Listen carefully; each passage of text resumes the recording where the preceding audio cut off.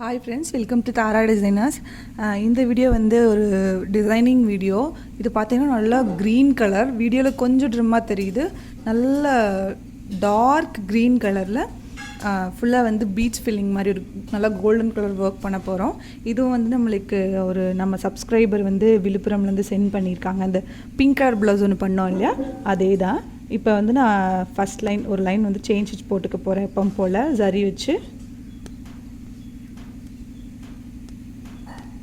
நான் ஒரு 2 லைன் வந்து சரி வச்சு செயின் ஸ்டிச் போட்டுக்க போகிறேன். ஒருத்தங்க வந்து கேட்டிருந்தாங்க, இந்த கிளாஸ் மார்க்கிங் பென்சிலில் வந்து நான் தப்பாக மார்க் பண்ணிட்டோம் அப்படின்னா எப்படி அதை கரெக்ட் பண்ணுறது அப்படின்னு. அது வந்து நீங்கள் கெரோசின் வச்சே லைட்டாக தொடச்சி பாருங்கள். ரொம்ப போட்டு தொடச்சிங்க அப்படின்னா ஒரு மாதிரி ஆயிடுது. ஆக்சுவலாக அது யூஸ் பண்ணும்போது ரொம்ப கேர்ஃபுல்லாக யூஸ் பண்ணுங்கள். அதுக்கு நான் இந்த நம்ம நார்மலாக யூஸ் பண்ணுவோம்ல எரேசர், அந்த எரேசர் வச்சு ரொம்ப லைட்டாக வரைஞ்சிருந்திங்கன்னா அந்த எரேசர் வச்சே நம்ம கொஞ்சம் அதை அழிக்கலாம். கொஞ்சம் டார்க்காக இருந்ததுன்னா கொஞ்சம் மண்ணெண்ணெய் எடுத்துகிட்டு ஒரு நல்ல காட்டன் கிளாத்தில் லைட்டாக எடுத்துகிட்டு அதை லைட்டாக எடுங்க.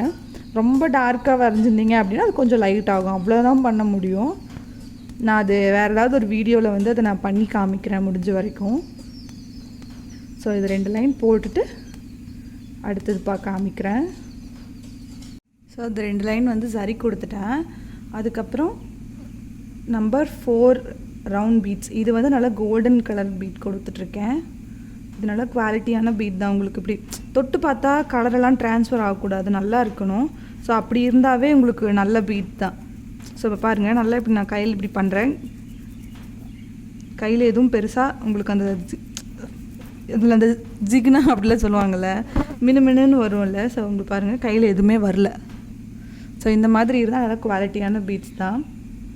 ஸோ இது அடுத்த ஒரு லைன் கொடுத்துக்கிறேன். நம்ம யூஸ்வலாக எப்பவுமே சுகர் பீட்ஸ் கொடுப்போம், பட் இதுக்கு வந்து நம்ம பெரிய பீட்ஸ் கொடுத்துக்குறோம்.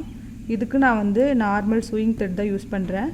நீங்கள் பீட்ஸ் எல்லாம் கொடுக்குறீங்க அப்படின்னா ஸ்டார்டிங் ஒரு லைன் வந்து ஸ்டார்டிங் இங்கே ஆரம்பிப்போம் இல்லையா, இந்த இடத்துல அந்த இடத்துல ப்ளைனாக ஒரு நாட் போட்டுக்கோங்க. ஒரு எண்டு ஸ்டிச் போடுவோம்ல, ஒரு நாட் போட்டு ஆரம்பிச்சிங்கன்னா இன்னும் கொஞ்சம் ஸ்ட்ராங்காக இருக்கும். ஸோ இது ஃபுல்லாக வச்சு முடிச்சுட்டு அடுத்தது பார்க்கலாம். ஸோ அடுத்த லைன் வந்து நான் ஸ்டோன் செயின் கொடுக்குறேன். இதுக்கும் நார்மல் த்ரெட்டு தான் யூஸ் பண்ணி சூயிங் த்ரெட் தான். நல்லா க்ளோஸ்அப்பில் வச்சுருக்கேன். பார்த்தீங்கன்னா நான் ஒரு பீடும் தனித்தனியாக தான் ஸ்டிச் பண்ணுறேன். ஸோ அப்போ தான் உங்களுக்கு நல்லா ஸ்ட்ராங்காக இருக்கும். இது நல்லா சின்ன சைஸ். இந்த மாதிரி ரொட்டேஷன் கொடுக்கல த்ரெட்டு 6 கிளாத்தோட த்ரெட் 6 அப்படின்னா அதை அப்படியே எடுத்துருங்க. எடுத்துட்டு அந்த ஒரு இதை எடுத்தீங்க அப்படின்னா அடுத்த த்ரெட்லேருந்து அடுத்த ஸ்டிச்சிலிருந்து ஆரம்பிச்சுக்கோங்க. அப்போ தான் சுருங்காது. நீங்கள் இப்படி ஒன்றா ஸ்டிச் பண்ணிங்கன்னா தான் நீங்கள் துணியை ஃப்ரேம்லேருந்து கழட்டினதுக்கப்புறம் அது எதுவுமே ஆகாது, நல்லா ஸ்ட்ராங்காக நிற்கும். ஒருத்தங்க கேட்டிருந்தாங்க, சுகர் பீட்ஸ் வந்து இப்போ நான் வைக்கும்போது நல்லா இருக்குது, அதுக்கப்புறம் ஃப்ரேமை கழட்டினதும் அது ஒரு மாதிரி லூஸ் ஆயிடுது அப்படின்னு. அதுக்கு காரணம் வந்து நீங்கள் அதிகமான நம்பர்ஸ் கொடுத்துருப்பீங்க. 2க்கு மேலே 3 4 அப்படின்னு சொல்லி கொடுத்துருப்பீங்க. அதனால தான் அப்படி ஆகும். நீங்கள் 1 1 2 2 கொடுத்தீங்கன்னா கண்டிப்பாக அந்த ப்ராப்ளம் வராது.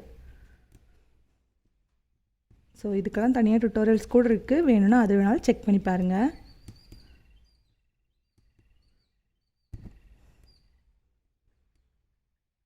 ஸோ இப்படி கொடுத்துட்டே வாங்க. கொஞ்சம் இப்படி இழுத்து விட்டீங்க அப்படின்னா அது நான் நேராகிக்கும்.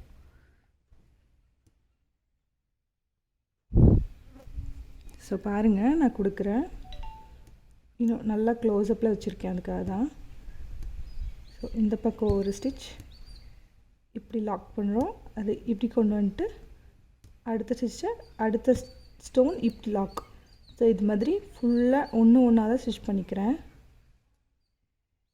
உங்களுக்கு இது அப்படியே வச்சு ஸ்டிச் பண்ண கஷ்டமாக இருக்குன்னா கொஞ்சமாக க்ளூ போட்டு, ரொம்ப க்ளூ போடாதீங்க, லைட்டாக க்ளூ போட்டு அதை ஆடாத அளவு க்ளூ போட்டு ஸ்டிக் பண்ணிவிட்டு அதுக்கப்புறம் கூட நீங்கள் மேலே இந்த மாதிரி ஒரு ஸ்டிச் போட்டுக்கலாம். இது ஃபுல்லாக முடிச்சுட்டு அடுத்தது போகலாம். அடுத்து வந்து ஒரு லைன் சுகர் பீட்ஸ் கொடுத்துக்கிறேன். இதுக்கு A-ஸ்டார் sugar bead, sewing thread same colour எடுத்திருக்கேன். ஸோ ஒருத்தங்க கேட்டிருந்தாங்க, அதான் சுகர் பீட்ஸ் வந்து லூஸ் ஆயிடுதுன்னு சொல்லிட்டு இந்த மாதிரி 2 2 கொடுங்க. அப்படி கொடுக்கும்போது உங்களுக்கு எதுவும் ஆகாது. 2 2 1 1 இதுக்கு மேலே நீங்கள் தாண்டாதீங்க.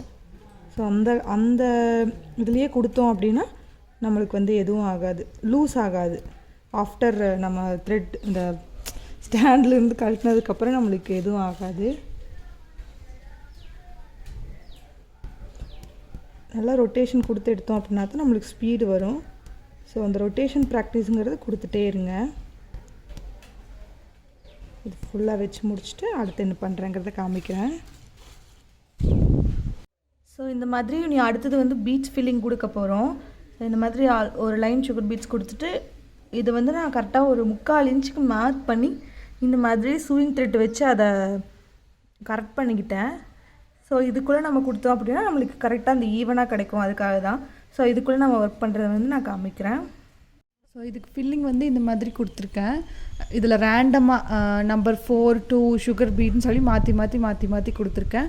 இது நான் ஒவ்வொரு பீடுமே நாட் போட்டு தான் பண்ணியிருக்கேன். ஸோ இது அப்படியே வந்து நம்ம ஃபில்லிங் கொடுத்துக்கலாம். கொஞ்சம் சுகர் பீட்ஸ் பார்த்திங்கன்னா எல்லாமே ஒரே சைஸாக இருக்காது, கொஞ்சம் பெரிய சைஸாக இருக்கிறதா பார்த்து எடுத்து கொடுத்துட்ருக்கேன்.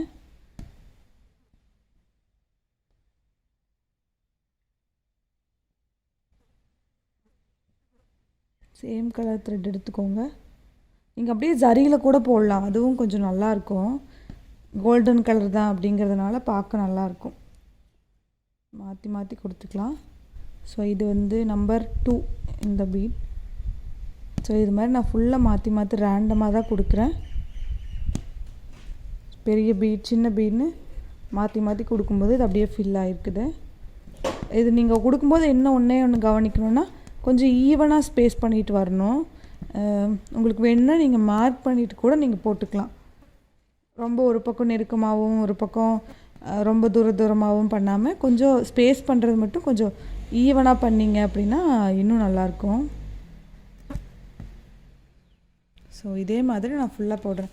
ஆக்சுவலாக பாதி வரைக்கும் போட்டுட்டேன். இது ஃபுல்லாக முடிக்கும்போது சூப்பராக இருக்கும். ஃபுல்லாக போட்டுட்டு உங்களுக்கு காமிக்கிறேன். இப்போ நான் வந்து மார்க்கெல்லாம் பண்ணல, அப்படியே ஜஸ்ட் போட்டிருக்கேன். அப்படியே ரேண்டமாக வச்சுட்டு வந்திருக்கேன். உங்களுக்கு வேணும்னா நீங்கள் மார்க் பண்ணி கூட போட்டுக்கலாம். ஸோ இது ஃபுல்லாக முடிச்சுட்டு அடுத்தது பார்க்கலாம். ஸோ பார்த்திங்கன்னா இந்த நெக் வந்து கம்ப்ளீட் பண்ணியாச்சு.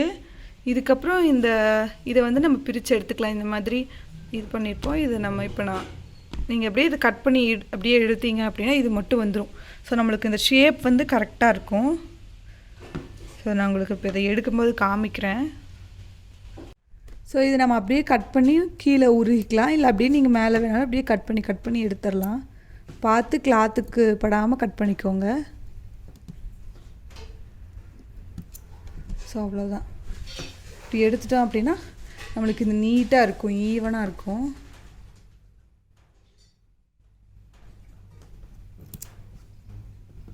ஸோ இது அப்படியே நம்ம இதை கட் பண்ணி நீட்டாக எடுத்ததுக்கப்புறம் உங்களுக்கு தெரியும் நல்லா. ஸோ இப்போ பாருங்கள், இந்த பீட் லைன் வந்து ஈவனாக இருக்கும்.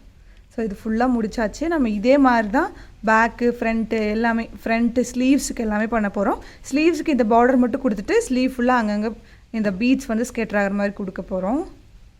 ஸோ இப்போ பார்த்திங்கன்னா இந்த பார்டர் முடிச்சுட்டு ஸ்லீவில் ஃபுல்லாக அங்கங்கே பீட்ஸ் இருக்கிற மாதிரி கொடுத்துருக்கேன். 2 ஸ்லீவுமே முடிச்சிட்டேன். இப்போ ஒருத்தருக்கு கேட்டிருந்தாங்க இந்த மாதிரி மார்க் பண்ணுறோம் இல்லையா. ஸோ இது வந்து நார்மல் டிசி மார்க்கர் தான் பண்ணியிருக்காங்க. பட் இங்கே இந்த இடத்துல லைட்டாக எங்காச்சும் குட்டி குட்டியாக வந்து நான் கிளாஸ் மார்க்கிங் பென்சிலில் மார்க் பண்ணதை அழைச்சி காமிக்கிறேன். பட் நம்ம கிளாஸ் மார்க்கிங் பென்சிலில் மார்க் பண்ணுறோம் அப்படின்னா ரொம்பவே கவனமாக ரொம்ப லைட்டாக பண்ணிக்கோங்க, ரொம்ப டார்க் போக வேணாம். ஸோ ஒரு மண்ணெண்ணெய் கிளாத்து லைட்டாக இதில் காட்டன் கிளாத்தில் மண்ணெண்ணெய் எடுத்திருக்கேன். ஸோ இதை வச்சு துடைக்க போகிறேன். ஸோ நீட்டாக நம்மளுக்கு வந்துடும். ஃபஸ்ட்டு வந்து இந்த கிளாஸ் மார்க்கிங் பென்சில் இதில் மார்க் பண்ணது தான். பட் லைட்டாக இருந்ததுன்னா உங்களுக்கு போயிடும். ஸோ அவ்வளோதான். ஸோ இந்த டிசி மார்க்கர் ஒன்றும் ஆகாது, பயந்துக்கவே வேணாம். ஸ்மெல்லெல்லாம் வராது, கொஞ்சம் நேரத்தில் போயிடும். நீங்கள் கையுமே வந்து டக்குன்னு கழுவக்கூடாது. தண்ணியில் கழுவுனிங்கன்னா அந்த ஸ்மெல் ரொம்ப நேரம் இருந்துகிட்டே இருக்கும். நல்லா ஒரு பேஸ் கிளாத் வச்சு கையை நல்லா தொடச்சிருங்க. தொடச்சிட்டு கொஞ்சம் நேரம் கழித்து கையை கழுவிக்கோங்க. தண்ணி பட்டதுன்னா இன்னும் இந்த ஸ்மெல் போகாது. ஸோ தெரியுதா? அவ்வளோதான். நீட்டாக எல்லா மார்க்குமே போயிடும். இப்போ நம்ம இந்த நூலையும் எடுத்துடலாம். நீட்டாக இந்த பீட்ஸ் மேலே இப்படி தொடச்சிட்டிங்க அப்படின்னா பீட்ஸ் எல்லாம் இன்னும் நல்லா பிரைட்டாகிடும். ஸோ இப்போ கரெக்டாக எனக்கு லைட்டிங் வந்து போயிடுச்சு. அதுக்கப்புறம் எடுத்ததுனால அவ்வளோ நல்லா தெரியல. அவ்வளோதான், ஃபுல்லாக முடிச்சாச்சு. ஸோ இது வந்து நான் ஸ்டிச் பண்ணிவிட்டு நம்ம இன்ஸ்டாகிராம் பேஜில் வந்து அப்லோட் பண்ணுறேன். ஸோ இந்த வீடியோ பிடிச்சிருந்தா மறக்காமல் சப்ஸ்கிரைப் பண்ணுங்கள், உங்கள் ஃப்ரெண்ட்ஸுக்கும் ஷேர் பண்ணுங்கள். தேங்க்ஸ் ஃபார் வாட்சிங்.